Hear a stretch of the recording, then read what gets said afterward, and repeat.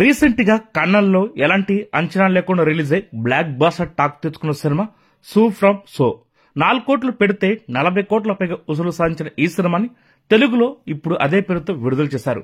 తాజాగా థియేటర్కు వచ్చిన horror comedy movie ఎలా ఉంది, అంతలా నవ్వించిందా అనేది మన రివ్యూలోకి వెళ్ళి తెలుసుకుందాం. ఈ సినిమా కథ విషయానికి వస్తే ఒక్క ముక్కలో చెప్పాలంటే సో ఫ్రమ్ సో చాలా సింపుల్ స్టోరీ. ఒక పల్లెటూరులో ఉండే కుర్రాడికి దెయ్యం పడుతుంది. దాన్ని వదిలించేందుకు ఊరంతా చేసే ప్రయత్నమే ఈ సినిమా కథ. వినడానికి చాలా సింపుల్ గా ఉంది కదా, కానీ 2.5 గంటల పాటు నాన్ స్టాప్ గా నవ్వించారు ఈ సినిమాలో. మూవీ ప్రారంభంలోనే ఊరు జనాల స్వభావాల్ని పరిచయం చేసి అసలు కథలకు తొందరగానే తీసుకెళ్లిపోయారు. నిజానికి ఈ సినిమాలో దెయ్యం అనేది అబద్ధం అనే సంగతి చూస్తున్న ప్రేక్షకుడికి ముందే చూపించేస్తారు. కానీ అది ఉందేమని భ్రమపడుతూ ఊరి ప్రజలు పడుతున్న ఇబ్బందులు చూస్తుంటే మనం చాలా ఎంజాయ్ చేస్తాం. అంతలా కథ ఎంగేజ్ చేస్తుంది. సాధారణంగా హర్రర్ సినిమాలలో దెయ్యం ఎవరు, ఎందుకు ఆత్మలా మారింది లాంటి విషయాల్ని చివర్లో రివీల్ చేస్తారు. కానీ ఈ సినిమాలో అలా చేయలేదు. అది ఒక రకంగా ప్లస్ పాయింట్ అని చెప్పాలి.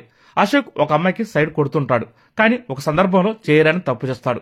ఈ క్రమంలోనే ఊరిలో వాళ్ళకి దొరికిపోతానేమో భయపడి ఆ పరిస్థితి నుంచి తప్పించుకునేందుకు దెయ్యం నాటకం ఆడతాడు.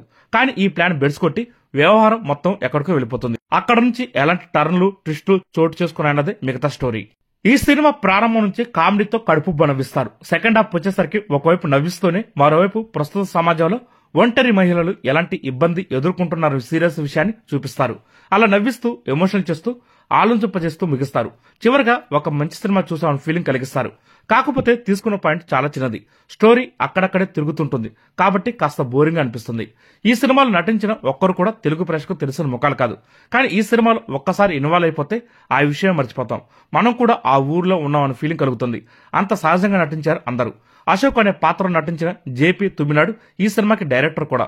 సింపుల్ పాయింట్ తీసుకుని తనదైన స్క్రీన్ ప్లేతో మ్యాజిక్ చేశాడు. టెక్నికల్ గాను ఈ సినిమా చాలా బాగుంది. థియేటర్కి వెళ్లి సరదాగా నవ్వుకోవాలంటే ఖచ్చితంగా ఈ సినిమా చూడండి.